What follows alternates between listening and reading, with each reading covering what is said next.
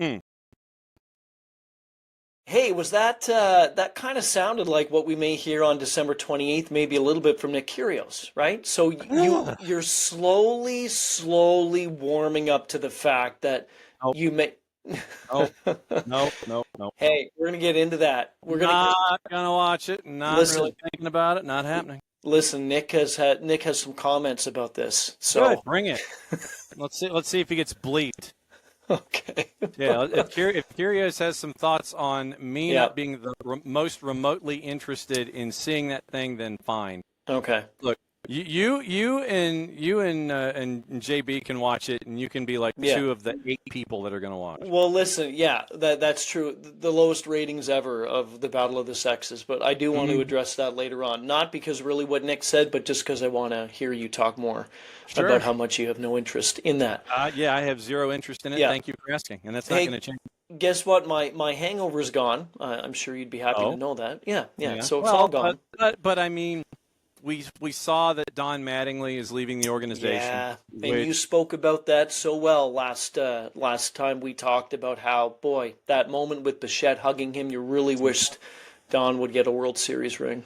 yep, and there were some player decisions that were Mm-hmm. made about contracts and things like that, and Yep. I think they were probably the easier decisions for the front office to make. So Yep. you're trying to keep the band back together as much as you can, and so we'll Yeah. see what happens from here. I think you may be able to, like Shane Bieber exercising that player option at 16. I heard Ross Atkins say the other day, the question was, and I think it was a fair question, it said, well, look, you have somebody coming back at below market value for him. He could get a lot more on the open market.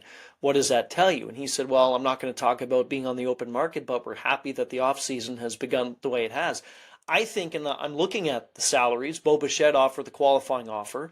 Hmm. There's other things involved in trying to get some of these pieces back, but if they can do it, John, based on what they did a season ago, I understand that everything came together. Almost everything. But Yeah. most of it, 99.9% of everything came together. I see no reason why this team cannot run this thing back if they come back the way that they were set up last season, even if they're missing one or two pieces. That starting rotation in baseball, just to throw it out, Shane Bieber, Trey Savage, Kevin Gosman, Jose Barrios, add a fifth if they get Chris Bassett. That's not a bad rotation, John. Already, I know we're a ways away, but still, that's pitching wins you games. I know lack of hitting didn't win them anything game 6 and 7, but pitching gets you wins. And then you have Mad Max who Yeah, wants to try and find a home. yeah, And if he's interested in being a player, I am interested in Savage for the reason of, okay, that's your first time through the majors. yeah. Right, The majors will now adjust to you and right, what you bring to the mound. How will you in turn adjust right. to what Major League Baseball now sees when you take the bump? That to me is Yeah, the bigger question when it comes to Savage. But if you can bring back all these pieces and you might only lose a roster player 1920 and you bring in some folks that can fill in those holes and be yeah, economically feasible, then of course I think that you would, obviously all things being equal, taking injuries out of the equation. You look at the yeah, roster, you're yeah. like, okay, that's a good place to start in game one. Yeah, Dodgers, the front runners, no surprise for Bo Bichette. Look, if you want the money, go to LA. If you want whatever contract the Jays can give you, stay in Toronto. We'll see. Speaking of that World Series, let's continue to talk about it. Game 7, John, of that World Series averaged Yeah. 51 million viewers combined across the US, Canada, and Japan. Hmm. My guess is that'll be 50.9999 more than who will be watching Kyrgios and Sabalenka. Correct. Uh, it's the most watched baseball game in the majors in 34 years since Game 7 of the 1991 World Series. That is incredible. I understand it had theater. Incredible. I understand it had drama. I get that. But I was looking at something where it said about the NBA. Hmm. And I know last season's NBA Finals was not the most sexy matchup between the Thunder and the Pacers, but Yeah. that Game 7, John, averaged 16.4 million viewers on ABC. Conversely, Game 7 of the Dodgers Blue Jays World Series on Fox, just Fox alone, not Sportsnet, not anything else across Canada, the US, and the rest of the world, averaged 25.9 viewers. Yeah. Not a Million. shock. Yeah, No. that's not a shock. And then you add in all of the new media numbers about streaming and minutes and things like that. And it is not a surprise that many people gravitated toward it because as someone who was sitting through an incredibly awful college football game, I can Right. understand why folks want to turn the channel and not watch. Do you want to talk more about that experience? Well, the boss will. I mean, hey, look, her coach got fired. Yeah. She broke out the bottle of champagne and was ready to go and thinks it's a good first step. But no, if there wasn't anything else going on, if your college football team in the continental United States wasn't doing anything or your game was over, when you hear Game 7, you're going to gravitate toward that. Yeah. And we know that the hype machine that's attached to Major League Baseball will bring viewers to that because it is the plucky upstarts from Toronto going up against the Doyers. And, okay, great, fine. So people are going to watch. And, I mean, you and I gravitate toward, Game 7s when it comes to Frozen Pond. And so we know what it means in multiple footprints. But no surprise that the audience for a Game 7 in Major League Baseball was what it was in the over-the-air sense in the United States. Yeah. And we know what the numbers will be elsewhere when you add everything else in. Greatest game I've ever seen. Greatest game I've ever seen. And I know when we talked about this last time, you said even better than Joe Carter walking off the Phillies in that game against the Phillies in '93. Yeah, it was. Game 7 had everything. Always good to segue into different topics, and you want to find that perfect segue. This is probably the imperfect segue to segue into football. But I don't know if you heard this. And you know how I find these stories. Again, if you heard this story, well, then just appease me and pretend you haven't. But yes, that's a great story. I've never heard that one before. Did you hear what Tom Brady revealed this week? You hear about this, about his puppy? That he's creepy? No. Did you hear about what he revealed about his puppy? That he's creepy in cloning it? Yes. What kind of a sci-fi movie are you watching? So the puppy is named Junie, a direct clone of his old dog Lua. So he just happens to be an investor in a biotech company called Colossal Biosciences. Because of course he is. And they used a blood sample from Lua before she unfortunately passed away to genetically recreate her as No. Junie. No. You're not genetically recreating. No. So what are you doing? So what are you doing? Oh, cloning. You're okay. We're genetically you're cloning. Okay. We're genetically recreating. It makes it sound like Tom Brady's in a lab coat with a pocket protector wearing wearing thick glasses on. Yeah. No, you're cloning. Yeah. And it's it's good that you have that in with that biotech company.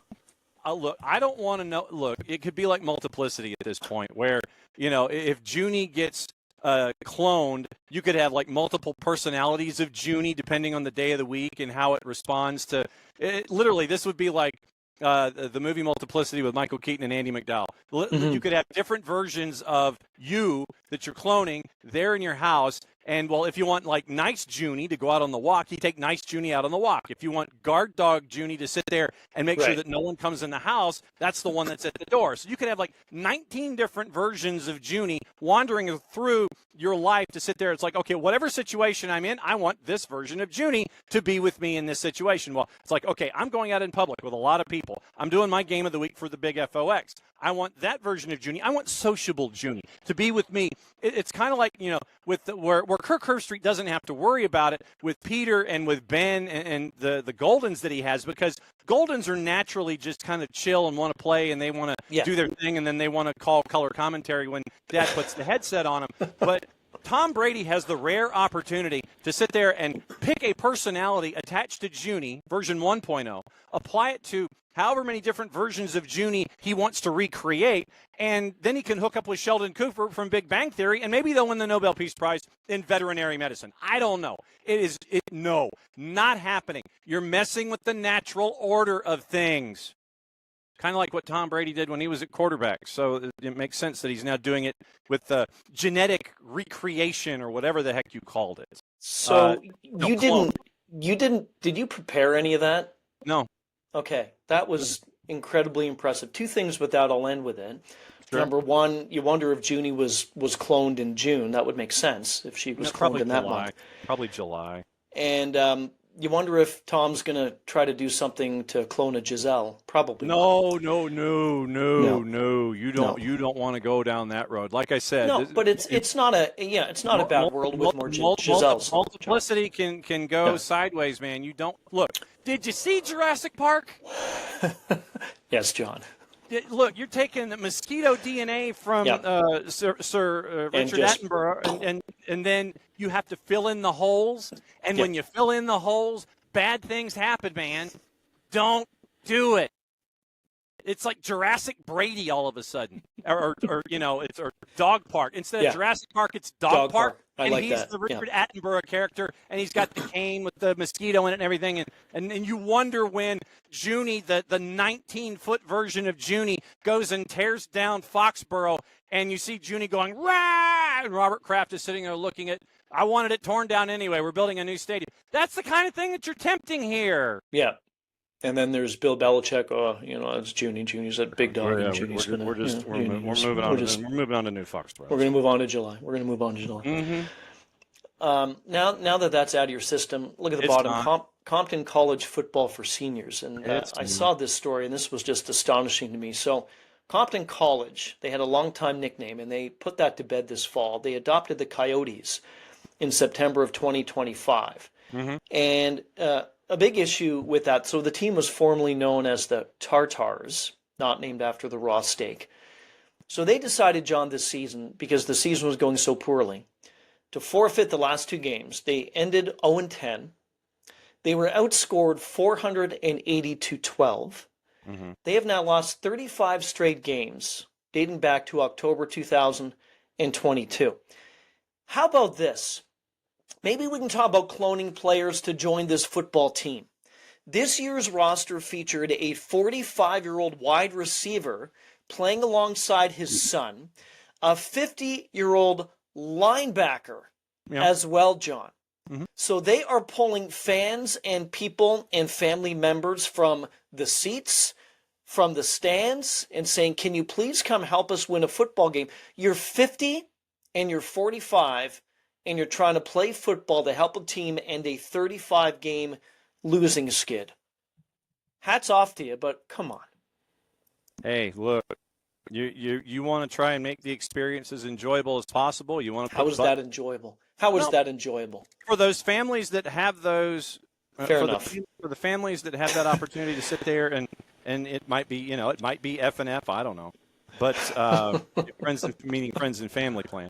Right, yeah. Look, I mean, you are going to try and find ways to win. That is the first time that I have seen anything involving the Tartars as they get changed into the Coyotes. Tartar. Come on, tartar. No, that's the sauce. That is the sauce. And it's also the raw. That's what you dip into your. No, I know the tartar sauce. Your fish and chips. The fish and chips. Yeah, I know. Yeah, so, but I mean, look, you're going to do whatever you can do to try and make sure that if you feel that the nickname has to change to try and do something. If you feel like having fathers and sons playing together will help you in any way, I covered a team this year that in high school scored only 3 points. They were 0-10, and they had not scored until a field goal in game number 10. I know what that kind of activity on a field can do to a team. And you're trying out there, and you're trying your best, and it's just not happening for whatever reason. But for Compton, them and of themselves to try and change a nickname, cool, I get it, it's fine. You want to change mojo, you want to sit there and it's like, well, this isn't working. Let's try something else. If you have families that want to go out there, fathers and sons that want to go out there and play, if they've got eligibility, go for it, man. I mean, look, if it's JUCO, if it's NAIA or whatever, if you graduate, do it, have fun, knock yourself out, and then not literally. No. That might be, if the father and the son are doing the Oklahoma drill and they're on opposite sides or something like that. But no, just have fun, do whatever you can to try to change your momentum, flip it into something different, go for it. And look, I'm all for it, and I would probably be one of those folks that would sit there and wander past and sit there and go, "Oh, Compton, they changed their nickname to the Coyotes. Let's see what's going on," because of that being a story in and of itself. Just look, people are going to try to change things to change their mojo and try to do things to make it an enjoyable experience across the board. While they're trying to do that, Compton College, more power to you. They're going to be recruiting grandfathers next year, from what I understand. They're going to be recruiting. Look, you got to have a minimum age of 65, John. 65. Hey, look, if they want to go that way, then they can do what go you need that to way, do. and I will watch. You'll watch that, but you won't.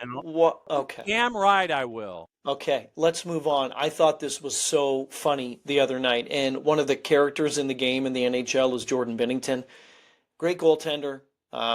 Certainly helped Canada beat the U.S. in the Four Nations and what have you. He's won a cup. He knows what it is to win, but he's also one of those you-know-what disturbers. So Alex Ovechkin scored his 900th goal the other night.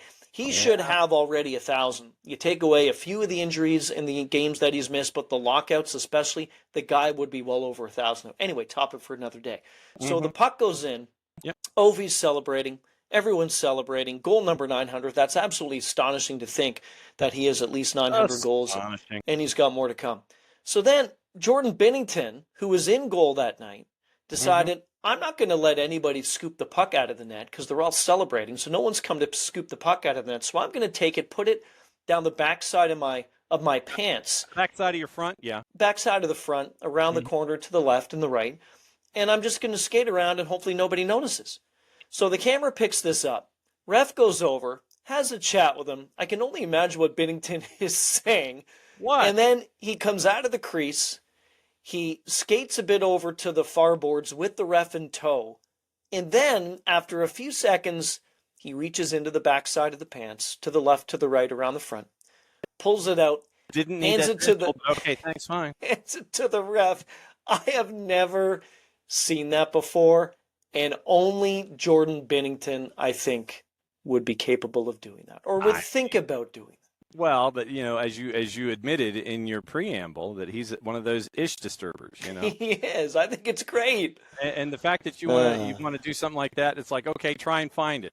It's like the scene in Wildcats where it's like it's there. Go get it. I'm not going there. I'm not going anywhere near that. No, so that's kind of what you were staring at. And so for Binnington, who denied that was his initial plan anyway, wink, wink, nudge, nudge, how'd you do? Fine. Yeah, look, have a little fun with it. Make him earn it a little bit. Ovi has scored 900 times with the rubber disc, and so make him earn it. If it's a zero number, earn it. Come and find it. Come and get it. If it means that much to you, come and get it. I love it. I loved it. Again, it could only be against Jordan Binnington that was going to happen. Remember when not too long ago during the free agent season in the NHL, when Nashville went out and they grabbed Steven Stamkos and then they ended up getting Jonathan Marchessault as well. And before that, Ryan O'Reilly left Toronto and went to Nashville, signed with Nashville. So everyone thought, okay, this is a team that they're building, that they're going to win hockey games. We know that has not translated to anything but hardship and heartache in Nashville. It is really tough to see. Ryan O'Reilly came out the other day, John, and he said this. So he has 10 points in 16 games, which isn't bad. No. Compared to what everyone else is doing in Nashville, that's pretty good. He said this, and he echoed the frustration of the team. This was following a 3-1 loss last night, which was Thursday. This is Friday we're doing this, to the Flyers. They were up 1-0. And then Philly scored 3 unanswered, and they won the game. Nashville had just 4 shots in the third. He said, I'm pissed. We don't win games. It's as simple as that. It's better than defending the whole time. I don't know what to say. We've got to win games. And then he started to be critical of himself. He said, I know for me, I'm the number 1 center. I turn the puck over. I can't even make a pass to save my life. You're not going to have success if I'm playing pathetic like that. Where do you stand on this? Number 1, he's calling himself out. I admire that. Number 2, he's in turn calling the team out, which everybody should in that club, and I admire that. I didn't think that this team would remain intact most of last season. I firmly believe that this team will not remain intact for most of this season. Maybe a live chicken will help? Yes, possibly. Yeah, Anything at this point. yeah. Try a live chicken. But I don't know if candlesticks will help or not at this particular point of the season. Yeah.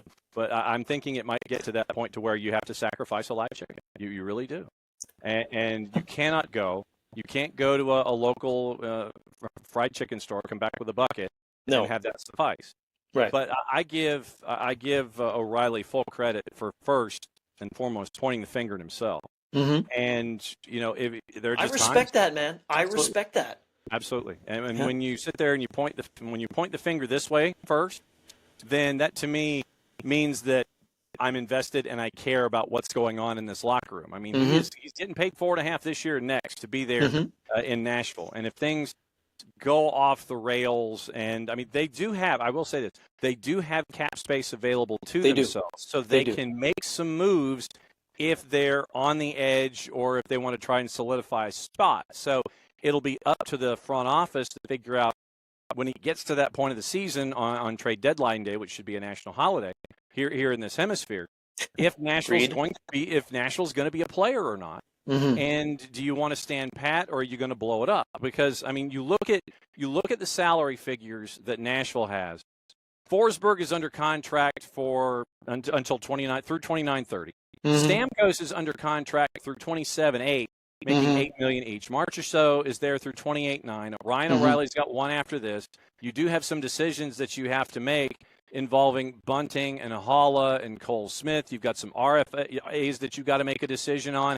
Michael McCarron's a U. Tyson Jost is a U. Yeah. Your defense is going to be in place for the next couple of seasons. So, how do you want to chase after this at the trade deadline? Because, UC Sados, you're going to be fine there.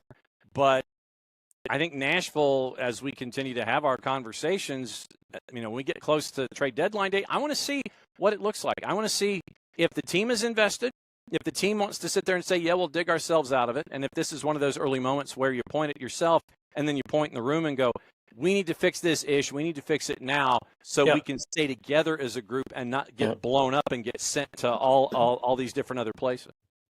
I think what they need to do is find a way, and I was reading about this today too before we came on, that they have not entertained or looked at least we don't know publicly, about trading a Steven Stamkos. Steven Stamkos has come out and said, and from the get-go, I thought that move for him personally was a wrong decision. He did it. It happened, whatever it is. But he's never been happy. I know you go from a team in Tampa that wins all the time. This season a bit different, but we're still quite early. And then you go to a team like Nashville where the expectations are sky high, but they're not met. All Stamkos has known is winning since he's come into the league. So I was surprised that he remained with the club last season. Maybe they were trying to think, hey, let's give it a fresh, clean slate again this year and do it. But he is one player. You talked about the deadline. He's one player, and I think they have, I'm looking, so projected cap space 5.6, current cap space 6.7, and the deadline cap space is assuming the team does not make any roster moves between now and the trade deadline. The annual cap hit the team can fit on trade deadline day, 25.6. So to your point about cap space, they have it. I just think that it's not working. This is not something, they may go on a bit of a run and get some points, but it hasn't worked already. I don't think it's going to work now. I don't think it's going to work in the future. So why wait? Explore something, see what you can do and see what you can get, because right now Stamkos is struggling, and the more that gets in his head, John, his stock will decrease because he won't play as well. Everybody knows Stamkos. He's a great person, great player, great individual, a great ambassador for the game. He's won. But when this starts to play in part now about how you produce on the ice, you're not feeling it on the ice, off the ice, in the room, on the bench, with the team, I think now's the time that you may have to entertain the idea. Let's really dangle Stamkos' name. Let's see what we can get. It's going to be a big move, but it's not helping right now keeping him. Or, let me play devil's advocate here for a second. No. You? Okay. I know, really? Look, the only place I could think of that you would trade Stamkos is you trade him home, but I don't know who has cap space north of the border that could fit something like that. Yeah. For a player like Stamkos, I think if he is a leader in that Nashville locker room, then hearing what he hears from O'Reilly, he stands right next to Ryan O'Reilly, and as one of those veteran leaders, he's one of the ones that sits there in that room in addition to and sits there and goes, all right, Let's get our heads out of our you-know-wheres. I'll be at the front of the line. We'll all be at the front of the line doing this together, and then we can work our way out of this jam. Because, I mean, seriously, when a shooter's in a slump, what does a shooter do? Keep shooting. Yep. And so I think that's what you cannot be afraid of if you are Nashville in this situation. You can't be afraid of what's in the mirror.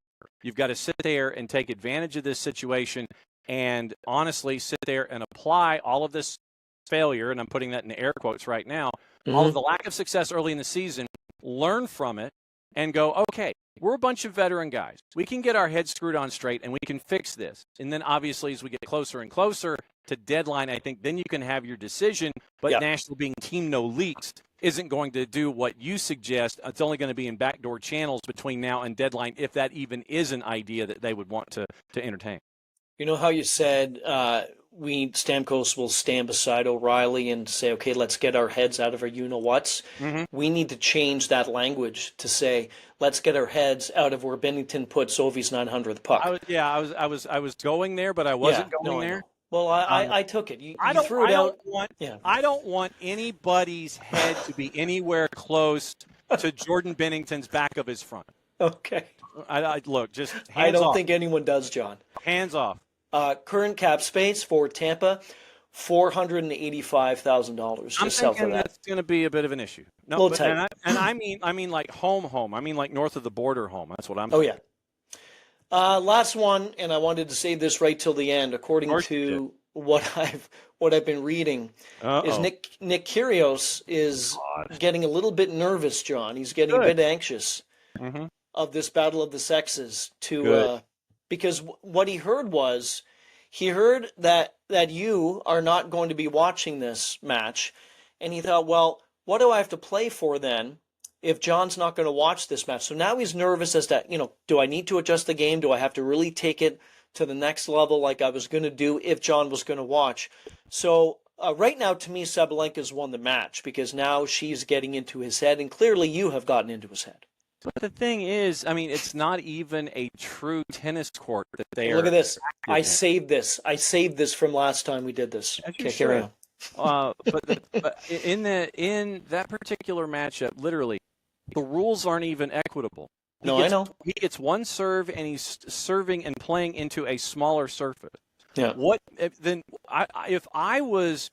If I was attached to this match, I would sit there and go, well, why? If I was Sabalenka, I'd sit there and go, look, if this is a true battle of the sexes, let's go ahead and make the court, and don't make it advantageous for Nick Kyrgios in this. Let's go ahead and play it out. Let's go full court and let's see what happens. I think that the court idea and trimming Kyrgios to one serve is a slight to the game. I agree. Regardless of it being an exhibition or whatever, it's like, I tell you what, we're going to rig the field a little bit, and we're going to make it easier for Sabalenka to function because Kyrgios only gets one serve, and the court's playing different. No, you don't know. No. I'm still not watching, but no, you don't do stuff like that. You're demeaning the game by doing this. He told the Associated Press in Australia, which is now Saturdays, we're doing this on Friday. I was in Hong Kong recently, and a lot of the male players were saying to me, look, you're representing all of us. He said, I'm not a stranger to take the heat from the media, but I'm excited, and I'm a bit nervous as well. And then he said, I'm going to go out and show the world that as good as she is, she has some weaknesses in her game. Well, when the court isn't, when the court's the court's the size of a ping pong table. Yeah, but, I mean, it's just stop. I know. It's a bad idea. No, it is. Don't rig the game to sit there and make it something where people who would be digging watching it will watch it. It's like, oh, he only had one serve. His first serve percentage sucks. I mean, no. If I was Nick, I'd be upset that the rules are what the rules are, and if I was Sabalenka, I'd be upset that the rules in the court are what the rules in the court are. No rigging of the game, I don't think, when Bobby Riggs, John, took on Billie Jean Kim. It was in the Astrodome, and it was a straight surface, and Billie Jean King took Bobby Riggs and in front of an audience at the Houston Astrodome and on ABC. She took care of business. Do it that way if you're going to do it. I hear you. I'm with you. I'm looking forward to texting you again on the 28th and see what you think about the match. I will be sitting there watching college football bowl games and going, gee, this is incredibly entertaining, more than a rigged tennis match. Thank you, John. Thank you, Ryan.